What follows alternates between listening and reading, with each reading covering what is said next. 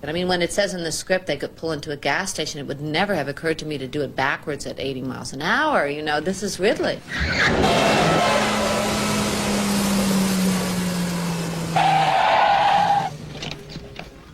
Fill her up. Oh, God! It was wonderful. You know, you just pray for a director who will be sadistic in that way, I think. Ridley can see things that I can't see.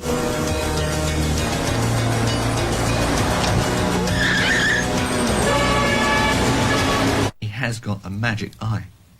His ability to take in an image and frame it correctly and enhance it and to use light is extraordinary.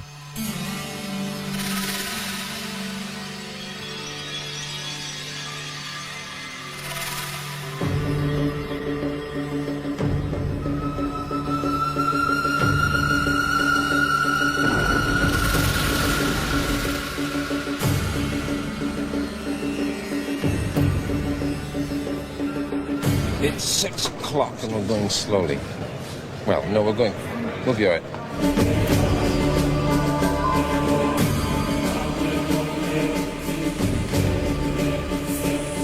Filming is a little bit like going to war. You know, you find your troops, you find your officers, and you have to run it in a very organized fashion, otherwise you get killed financially. So you better turn up in the morning as if it's a landing, and, you know, you've got to hit the beaches running.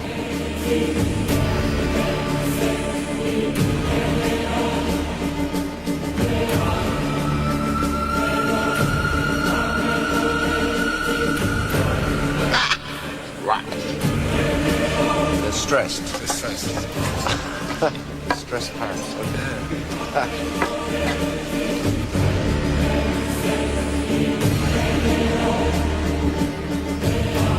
You have to be fast on your feet because whatever you planned in your head, things are always going to change. I think he's having a lovely time on this shoot. You know, he's just like a guy hitting his real stride now. So I'm delighted that he's working on something that's so many different things. You know, this movie's a love story, and it's also a story about an amazing dream, because he also is a great dreamer.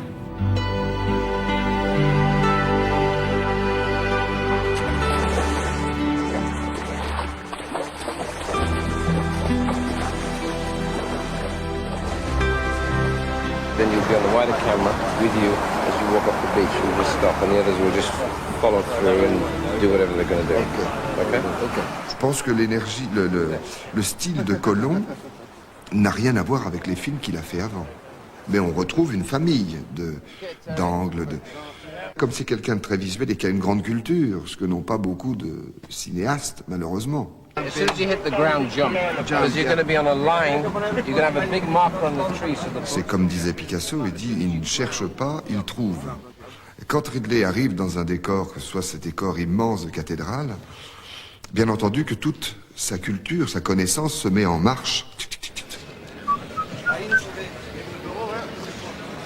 The scene that we're now shooting is the glorious scene when Columbus has come back victorious from the New World, and is one of the biggest scenes, if not the biggest scene in the picture in terms of numbers of people. Just have 2 people sit in a chair, okay?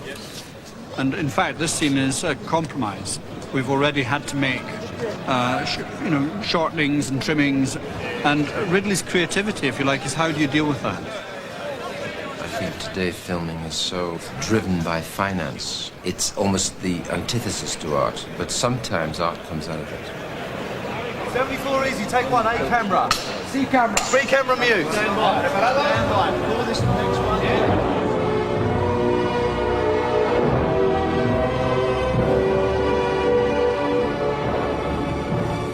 Well, now, after so many films which have made him world famous, I think you could say that he's a narrative artist who uses a camera instead of a brush.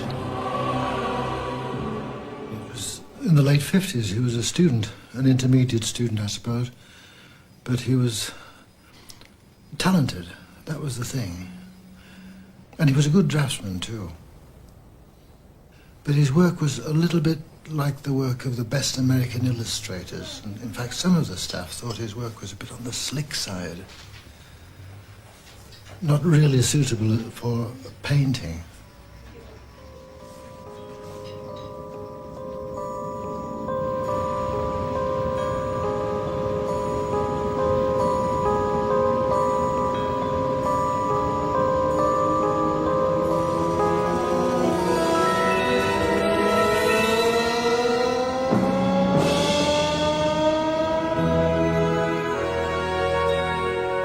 I found art school made me look back into myself to draw out things that I hadn't really thought about or had wanted to address or put down on paper, either in the form of a painting or later even trying to write. And I think that's where you find that funny well, that funny reserve of all your experiences. Therefore, I think all experiences are valuable, pluses and minuses.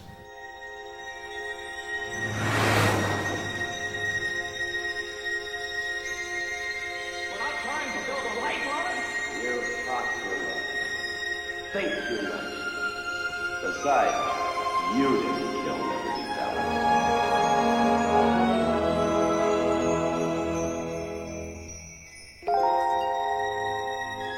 He was the older brother. I always looked up to my older brother.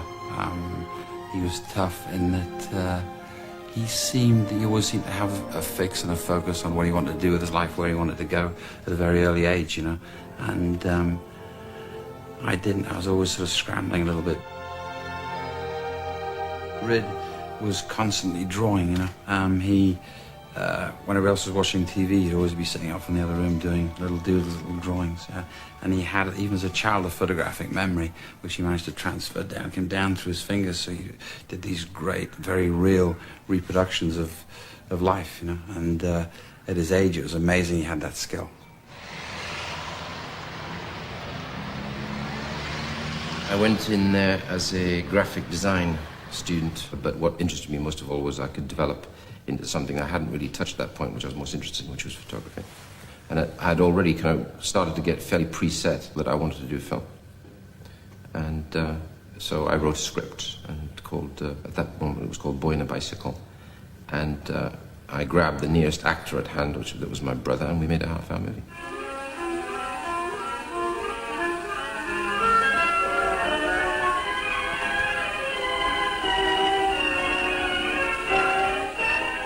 It was a small movie, 16mm. I think the total cost was £250, which just seemed a lot of money to me then, a lot of money to Ridley. And it's basically about a boy who takes a day off school and rides around a fairground and reminisces about his life. And I was the boy. I smoked lots of cigarettes and got very sick.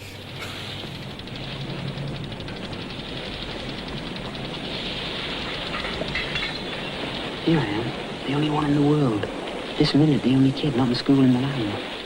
Once decided, relief. Like an exam room. Finishing bell goes, paper in front, Scott T, block caps, 4B remove. Too late for slacking mind changes then. Red was the cameraman, director, driver. And my dad was the second lead, and you know, we all mucked in together. And it was good.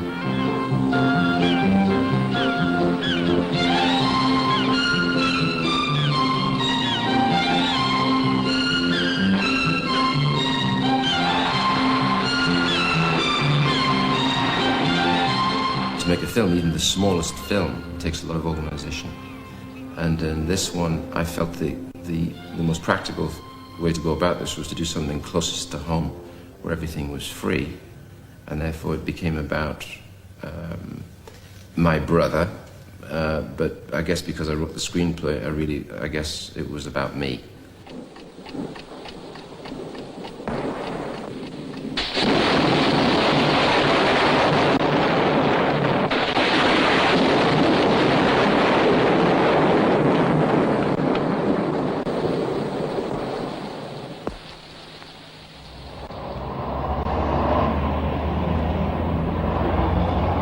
Ridley started in the design department at the BBC. He was sentenced to 6 months of Tonight programme. And we all had those sentences when we were that young, you know. Like all young designers in a big monolith, he wasn't satisfied. We weren't getting the best programs. I'll get mine today. 7 times over the top without a scratch. I remember I did a potted version of Paths of Glory. I managed to edit the fundamentals of the story of the Kubrick film down to battle, outrage, and trial, and execution. And I managed to get that into half an hour.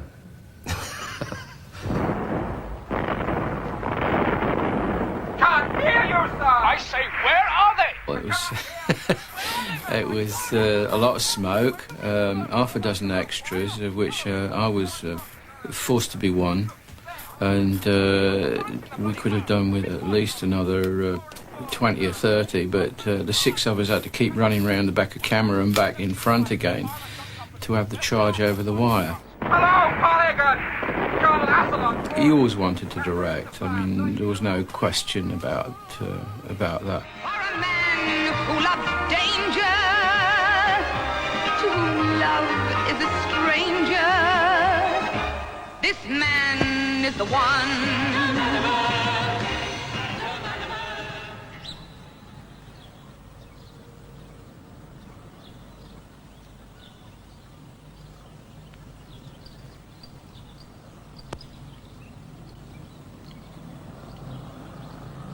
Well, I was first aware of Ridley, I suppose, in the late 60s. We were making a film for Ice Cream in glorious black and white, and there was this young director who was managing to make it look like it was real ice cream. The most exciting taste since your very first ice cream. Wall's new soft golden taste. He was getting texture, he was getting movement, he was getting appetite appeal for something which normally people just shot and said, okay, it's only a commercial, let's make it and get on with the next thing. But he obviously cared. Now, isn't that just how ice cream used to taste? Captain Birdseye! Captain Birdseye! Kids come running when it's Birdseye, fish fingers.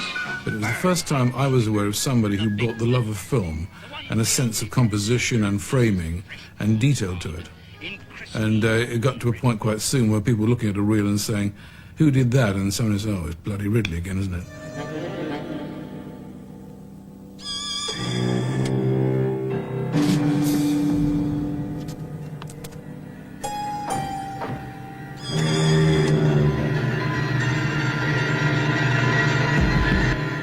I still think about it as little films, and I don't think about the marketing aspects of it, frankly. I just make the movie.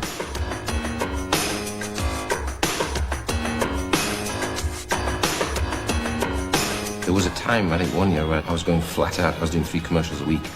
I did 150 commercials that year.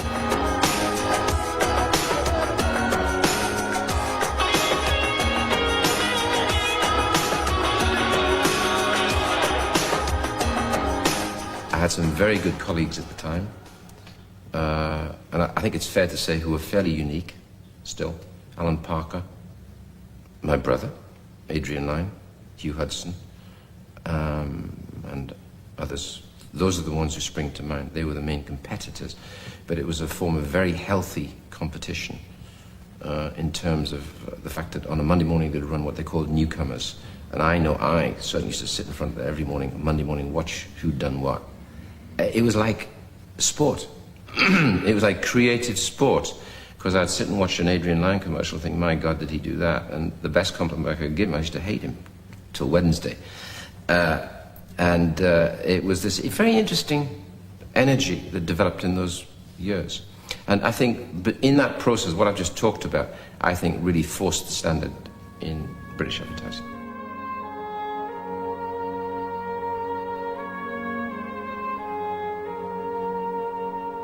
The Homer's commercials were, to my mind, an evocation of a time when people of his age and mine had never lived through it quite like that, but we knew that's the way it was.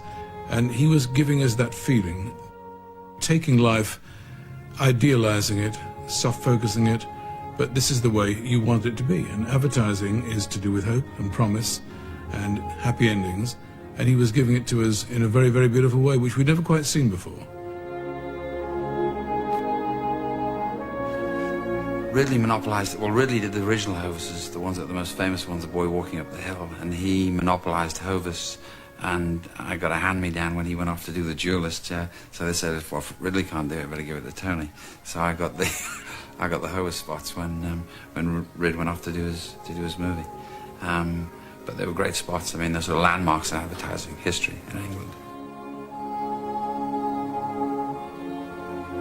I always took Ridley, I always followed. But reluctantly, because I felt like the younger brother who was following in the older brother's footsteps, you know.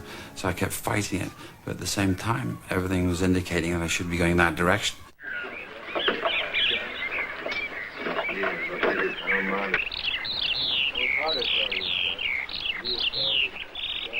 Brown, hastily, that last round, get rid of it. Don't leave no cover for the rats.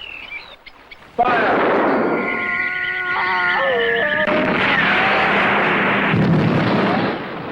I think his vision after school was to do documentaries. And Tony, I said, you know, don't do that. Come and do this. Besides, it pays better. And I think finally the pay got him. Now he drives a Testarossa.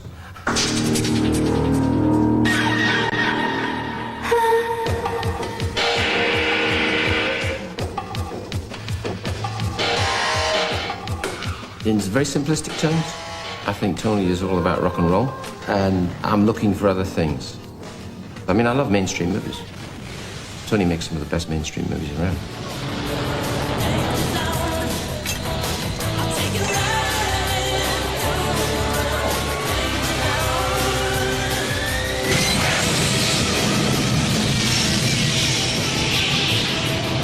And I'm always trying to haul him back, because I remember his student films saying, take a step back or forward and make something personal.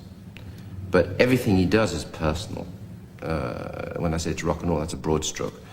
But I decided to take the risk and be not necessarily commercial.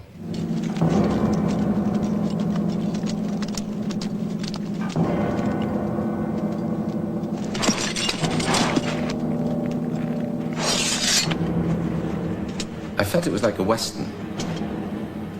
I always wanted to do a Western, and I could never do a Western because I couldn't afford it.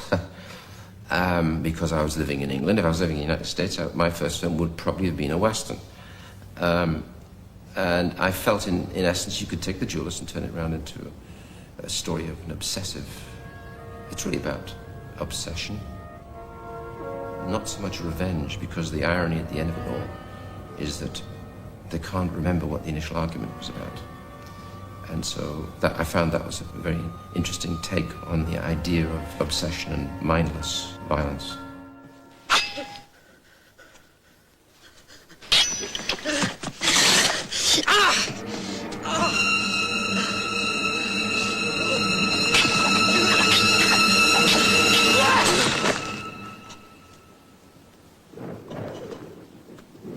Can we have some grass in this alleyway here? I can't see the ground, but it actually dries it up.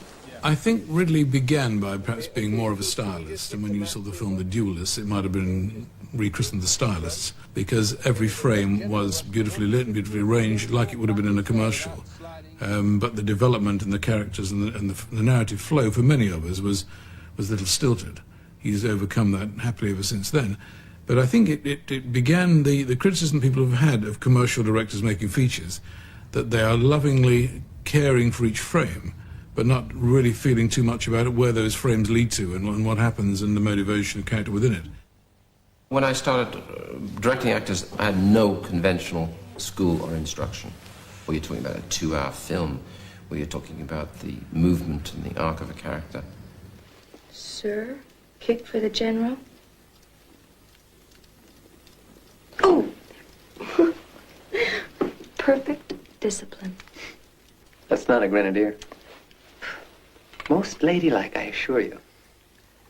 I was struggling. I wasn't I didn't feel as though I was giving him what he needed. I think there were 1 or 2 occasions when I felt that way, and there was a kind of a reaching for something that he was having trouble making me understand what he needed, and I was having trouble satisfying whatever it was he was after. Maybe it was because he couldn't articulate it properly or something.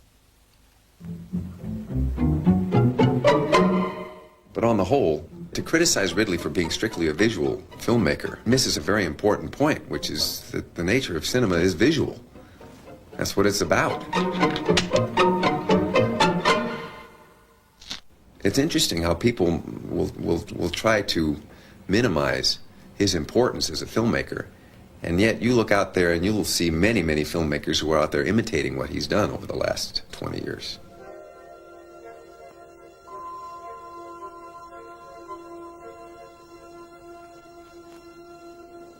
Somebody in their wisdom in Hollywood saw the jewels at the Cannes Film Festival, and within about a couple of weeks I was called up Nasty Film to do science fiction.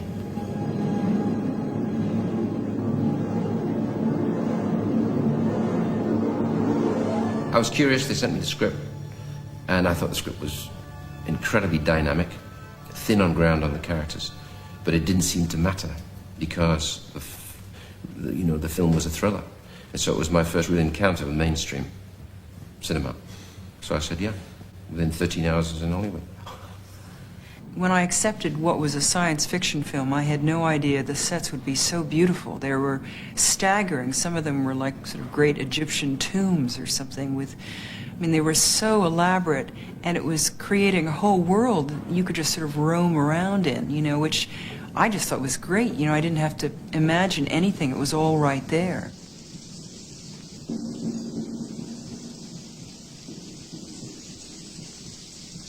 He was actually constructing the film of Alien before he shot it in a cartoon form. It was like a comic strip, and for a 11-year-old boy, that's pretty exciting. You're watching your dad make a rather amazing comic strip, which is science fiction, and it was all very interesting to us. But when you look at the storyboards now, when you look at the film, it's actually almost exactly the same, which is really remarkable. Wait a minute, this movement. It seems to have life. Organic life.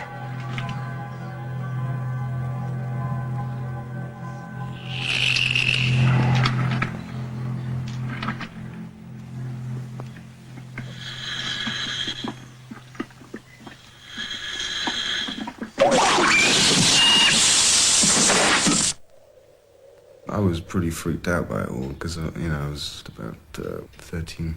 So I'm looking at these extraordinary paintings, which are quite disgusting, actually. And all the books and all the material at home. So like, well, this guy's pretty weird. But the alien was, it was a monster to me. I was like, Jesus, man, this is frightening stuff. I figured my biggest problem here will be what I can do with the beast, or the 7th character, because he better be good. Because in all the films I'd seen, which are either horror or sci-fi or, the exotic thriller movies, they've nearly always been let down by, in the final analysis, when you see, the man in the rubber suit.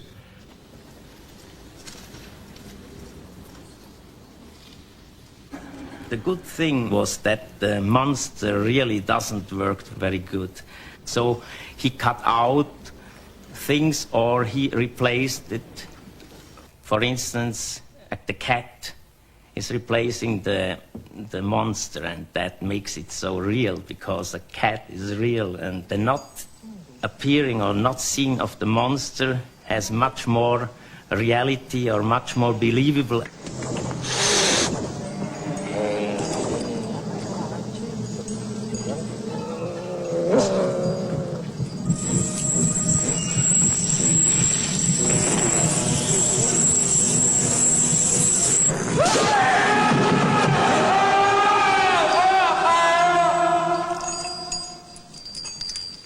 Dad's a bit dark. He's got a dark mind. So we went down to the studio, and we knew what the scene was going to be, and it was actually the scene where John Hurt is lying on the kitchen table, and the chest burster punches through his rib cage. And John Hurt they cut a hole in the... Maybe I shouldn't tell this, actually. Maybe I should... Well, they cut a hole in the table, and John Hurt was slung into the hole, and they had a fake chest piece, and all this blood lines coming off to these blood canisters. And me and Luke sat in the corner covered in plastic sheeting, and all the crew was covered in plastic sheeting, and the actors hadn't actually been briefed. They hadn't been told that the amount of blood and the amount of offal and intestines and God knows what else from the local abattoir was going to come out when this thing burst out. And they began the scene, and Ridley goes, okay, now indicates for the thing to punch through, and this fist-like object comes through John Hurt's chest, and he's writhing around, and all the crew, everybody was like, Jesus Christ, you know. So the whole room was just splattered with bits of like little chunks and fluids. It was revolting. I remember the day we were supposed to shoot it, I walked in and the two writers were off to the side, sort of giggling, you know, very excited like kids at Christmas, which was a little weird. And then all the technicians, including Ridley, had on like these floor-length raincoats. And we had no rehearsal. And I don't, you know, in fact, it's a great master, because if you look at it for a second, all 7 of us, or 6 of us, or whatever it is, we all are going, you know, this thing jumps out of John Hurt's chest, and we all go, you know, and there it goes. And it happened so fast, and we were all so astonished. But that's the kind of thing that Ridley understands, that, you know, you can manufacture that kind of surprise for yourself as an actor, but it's much better if someone can just sort of help you get there.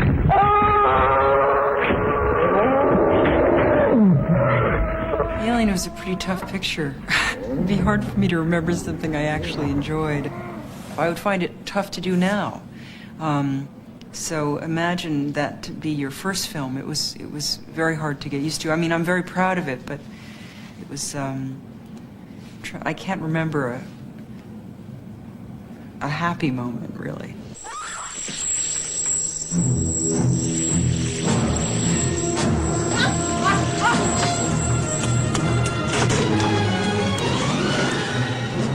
To work on Alien at this time, that was really terrible stress. And Ridley, that was, I think, his second film, and for me, my first.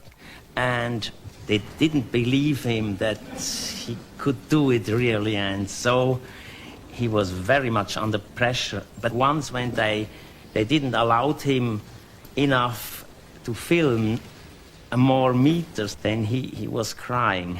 Yeah, it was depressing, things like that. They said, stop now, we don't allow you more meter, and he felt that was very depressed until they saw the first meter of film, and then that was so brilliant. After that, they allowed him to spend more money, and anything went well.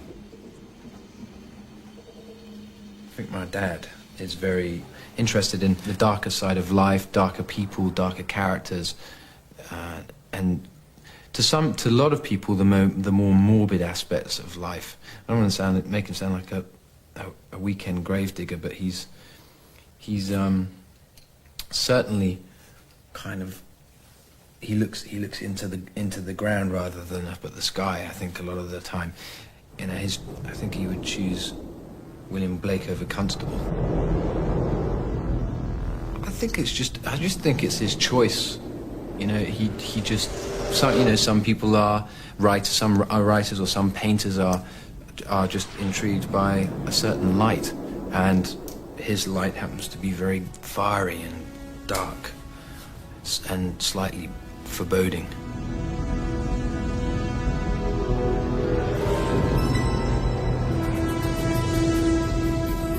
I'd wreck it everywhere. Looking, were there cities where I could shoot this film, where I could add little bits and pieces and make it look, you know, futuristic.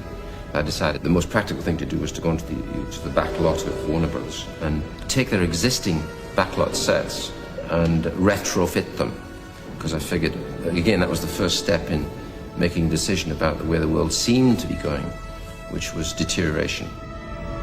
because they didn't really understand what I was doing, because I've discovered that during the process of the way I work, that I work unconventionally. It isn't, to anyone, to me it isn't unconventional, it's normal.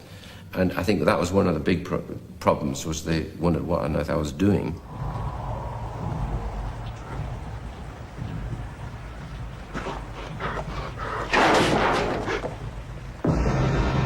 The Rutger Hauer death scene in Blade Runner, I think, is a really very exciting and very well crafted piece of cinema.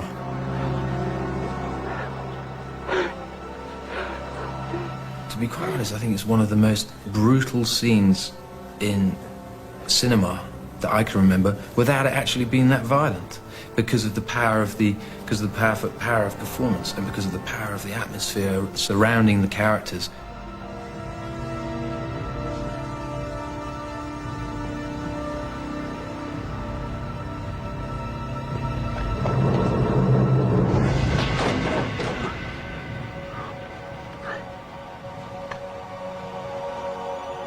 You know, I always thought that Rutger Hauer and there was a similarity, there was a connection there that I've never really seen in any of the other characters that he's worked with. Quite an experience to live in fear, isn't it? There's a definite intensity to that character that I've seen in my dad when he gets angry at home and is like, ah, hide, run for cover. Yeah, but he, I think it's a lot to do with, I think that they have the similar mannerisms. I mean, they always do this.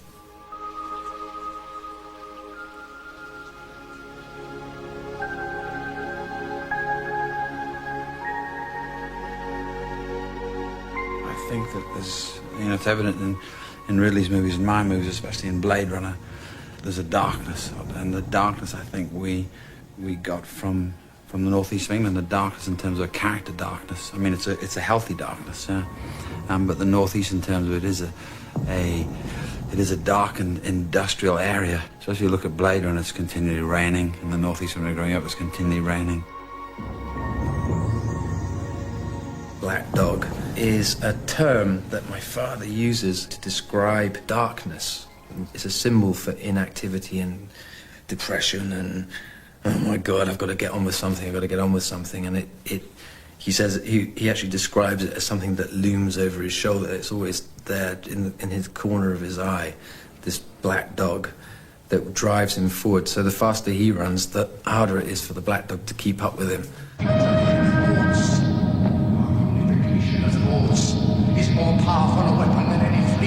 I think one of the films for which he is perhaps best known in our business is the Apple commercial 1984, a film which was shown on American television once only, but is now one of the most famous commercials, one of the most awarded, one of the most discussed commercials made by anybody, anywhere, anytime.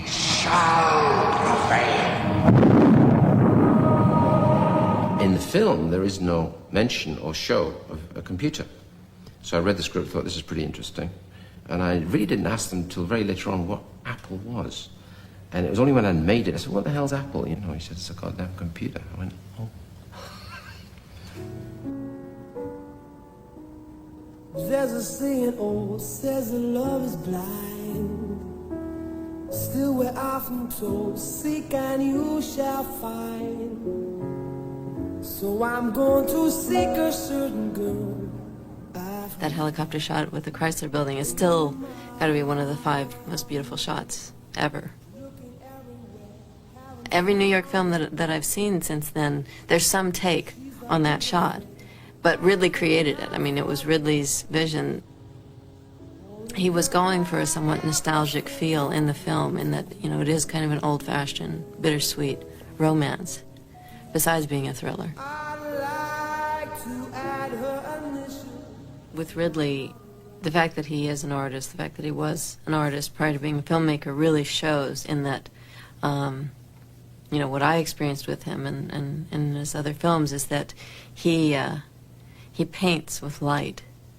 I always think of the sequence in the basement of that nightclub in the beginning, which was actually shot aboard the Queen Mary. Basically, they had covered the pool. And I remember that when they were setting up, Ridley had all these pools of water that he would have light reflecting out of. And it had this amazing look to it. It was so beautiful, it really did look like a painting. Just an example of how incredibly specific he is about his aesthetic vision. He literally oversaw every piece of my wardrobe, down to the exact pair of stockings. He wanted these Fogal stockings that had the seam up the back with the rhinestones. Goodbye. It's been fun. Don't turn your back on me when I'm talking to you, Whitney. Ridley's obviously intoxicated by beauty. So if there was certainly anything that he would understand is what a tremendous impact it would have on somebody who's not used to seeing this.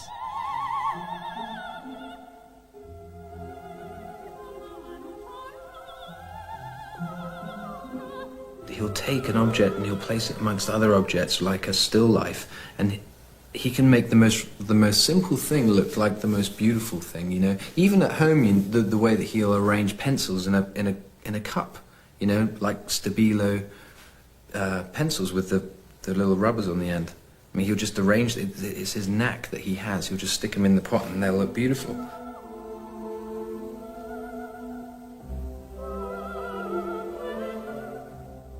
He's a perfectionist, visually and I think in his lifestyle as well. At home, it's basically like being on a set.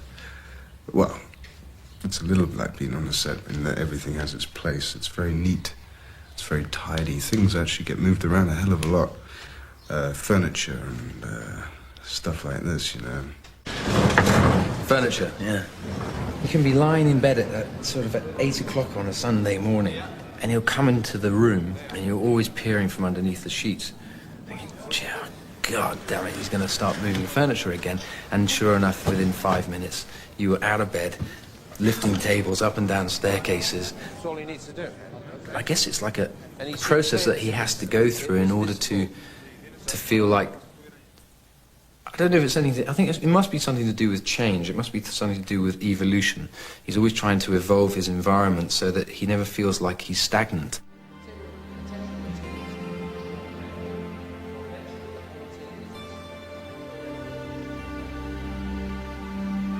He's completely elusive and very shy and very soft-spoken. It's hard to know a lot about him, about his personal life or what goes on deep inside. He's intensely private, and because I think so much of his time and energy is consumed by the work, you don't have a lot of opportunity necessarily to hang out with him outside of that situation.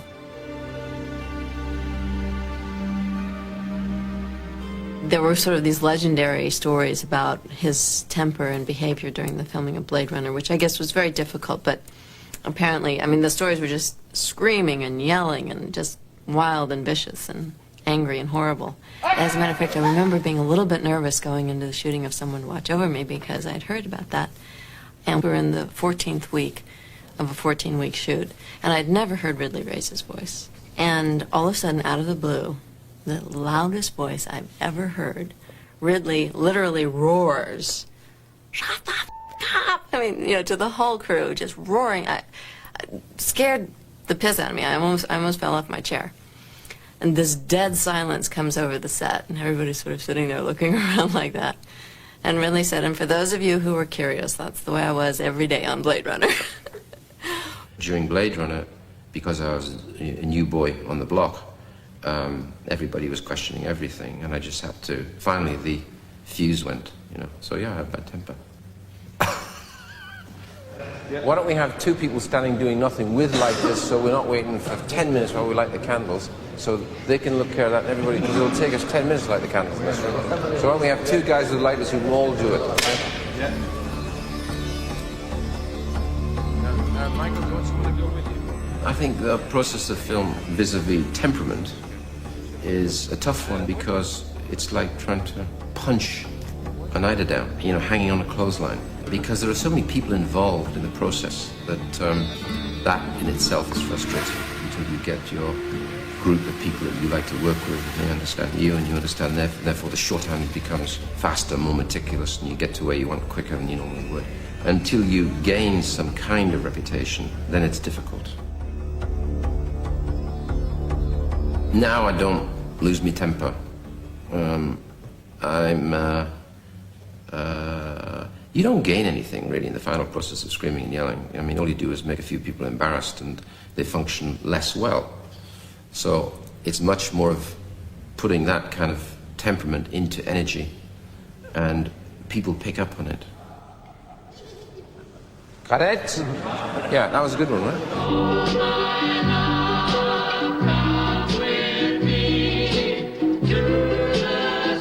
The range of Chanel commercials I've always found fascinating because it showed every sign of everything he must have liked as a movie maker. It showed last year in Marienbad with that composition in the formal garden.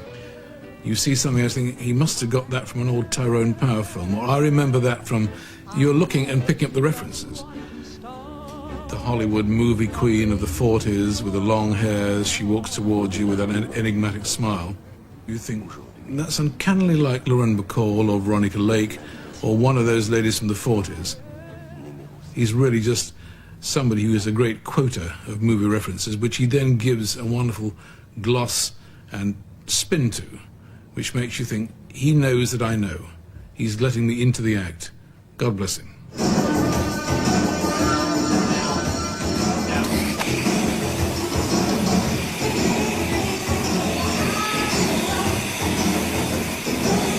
Ridley's style, and you just have to know him, is, reserved.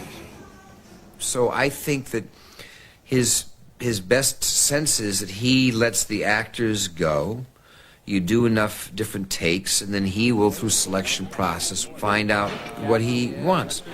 And I guess the best example would probably be, it would probably be the same kind of like a palette. If he was back at the Royal College of Arts working on his palette, he would just be talking about hues, colors of hues. So his direction is sort of up, down, and you know what he means. A little lighter, a little darker, the pace, and it's subtle differences, but he gets it done. I think when he casts his pictures, he casts them with people that he completely relies on, and in terms of the acting, so he doesn't feel like he needs to be, in a sense, nurturing them all the time. But when it comes down to do the work, he gives them a lot of freedom and a great space to work in. Hey, hey, Master Hero, Master, ladies and gentlemen, what I say now, what I say, you and me, baby.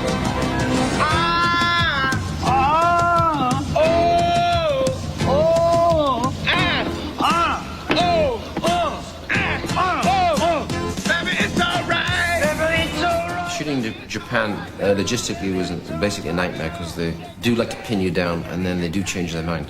And when I started, I had to visit the police station on 2 or 3 different occasions because they don't want to talk to the line producer, they want to talk to the director, who they will arrest on the night if you do something you said you're not going to do. And they all had ordnance survey maps, and not just to the block of the city, but to the shop doorway. So they would ask me to mark the position of exactly where my cameras would be in 3 months' time, because it's a preparatory process. And I thought, well, I'll wash this one, I'll say there and there. 3 months' time, those guys were there on the night with their maps, saying you said here and you said here. So I had to put the cameras there and there. And on one occasion, we had preset a time with a big unit to turn up 6 o'clock in the evening. It was the beginning of the death of Andy Garcia. And they cut our night by half on the spot. Said, you can't come in here till 12 tonight. And so I had a whole unit standing around, which was like 175 people, from 6 in the evening till 12 at night. So we had to shoot the whole sequence in 6 hours, which is crazy. That's it, come on, hey! Thanks, Charlie. Good move. Hey! It became almost like a competition against the bureaucracy, so that's why I started to enjoy it. Really loves pressure. I think he thrives to a certain extent on pressure. He's got a dark sense of humor, and it is fun to watch him when he goes. He goes.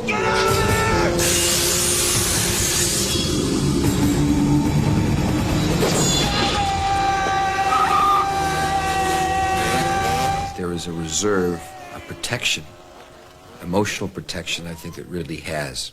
Like all of us, there's certain times in our lives when you can hide behind your work. Your work is satisfying. You can control your work. Our real lives are a mess sometimes, and I think, I know I've been suspect to it at times, that you can, you just hide behind your work because you're good at it. My father's main form of communication is storytelling. Is that it? I would imagine that he dreads the idea of not being able to express himself, And I think that he wants to carry on forever. He's got so much to say, I think, and he's just beginning to say it. Whenever he does a movie, I always get a feedback from him, and I say, well, how's it going? And there's always an atmosphere about what he says, and behind it, you know whether or not he feels good about it, or if he knows it's a bad movie or a good movie. I mean, for instance, Thelma and Louise, I think he knew that he was onto a good one.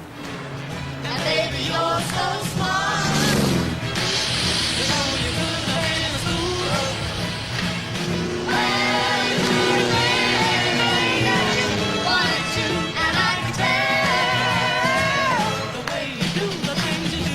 We found this script, and I loved the woman's story. I loved the comments about men, which I thought were particularly humorous, and therefore that is always the best way of doing everything, if you can, is try and make it funny. Damn it, Thelma! Don't holler like that. Haven't I told you I can't stand it when you holler in the morning? I'm sorry, doll. I just didn't want you to be late. Thank you.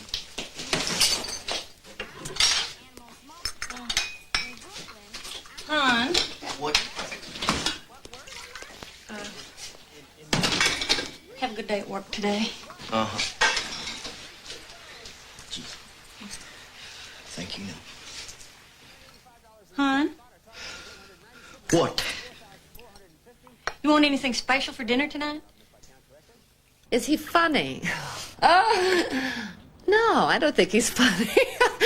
I mean, he kind of, we certainly made him laugh. Y'all want a drink? No thanks. I'll have a wild turkey straight up and a Coke back, please. Thelma. Oh, what? Tell me something. Is this my vacation or isn't it? I mean, God, you're as bad as Daryl. I'm sorry, it's just I'm not used to seeing you this way. I haven't seen you this way in a while. You're usually so sedate. He wanted to know all about Thelma and Louise from the time they were children till the time the movie began. I mean, we would have long conversations about what Thelma and Louise did in high school, what Louise thought of Daryl, just their relationship. He wanted to know everything about it. He was almost like having a sponge going into every crevice of my brain. Wonder if Daryl told me it. Wonder if Jimmy's got back. Why don't you just tell him to get lost once and for all? Why don't you just a no good husband of yours? This sounds on Harlan. The sex scene was one thing he added. It was just implied in the script. The scene faded out as we started to kiss or something, and then the next morning I'm ecstatic and fulfilled. But he wanted to actually show some of the sex scene. And I was, unsure about whether that was a good idea. Because if it's supposed to be the most fabulous sexual experience a person has ever had, and you show it, it better be great.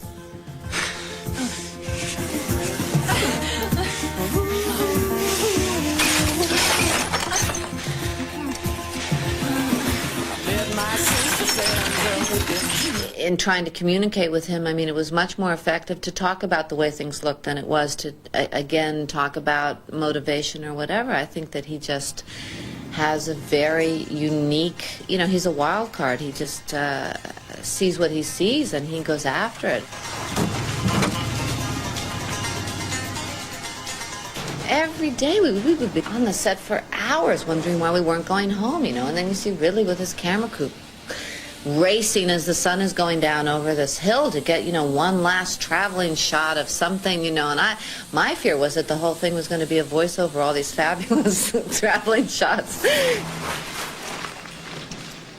I think I've got a little piece up here which retains certain things. Like, I'm hopeless with any form of retention of languages, but I have a block. But on a visual side, I walk around and I see life, not through rose-tinted spectacles, but I obviously see it in a certain way, which I try and emulate into the films, and therefore I will see a certain kind of light, mood change, whatever, If I'm driving along in a car, that will go in, will be remembered, and it will come out in the film to be used at a certain given moment because it evoked something in me. So that's a kind of orchestration of emotions through light. My God, this is beautiful. Surely is.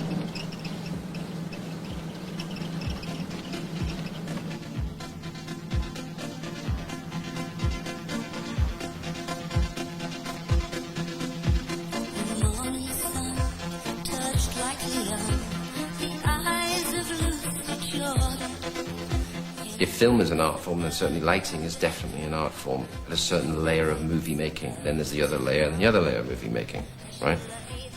So yes, lighting to me should contribute and should be a statement. I hate it when people say you shouldn't notice the score. I mean, it's bullshit. You should notice the score, and the score, if it's doing its job, will lift and elevate the movie. Lighting also. At the age of 37, she realized she'd never ride through Paris in a sports car with the warm wind in her hair. So she let the phone keep ringing, and she sat there softly singing little notes of life she'd memorized. Her daddy's easy chair.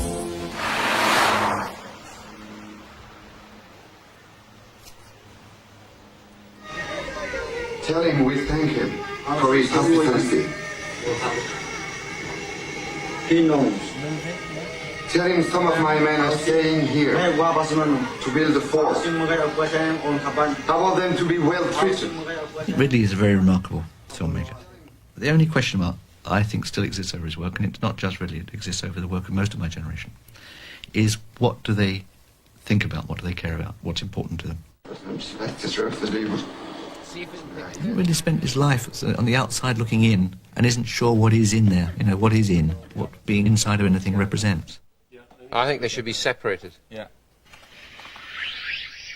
I mean, the medium is a remarkable medium, and it does penetrate people's psyches in an extraordinary way. And that's something that should bother Ridley.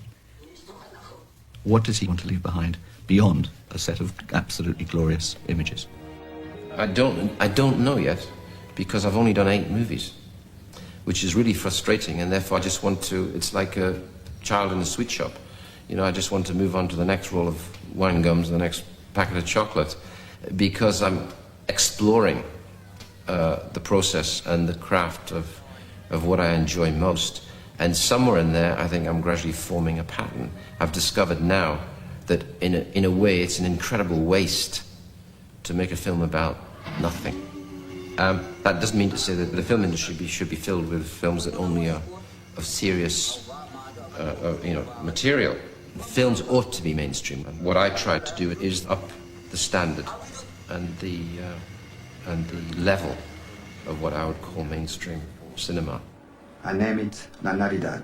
And I'm now trying to cast some light onto an historical event, the discovery of the New World.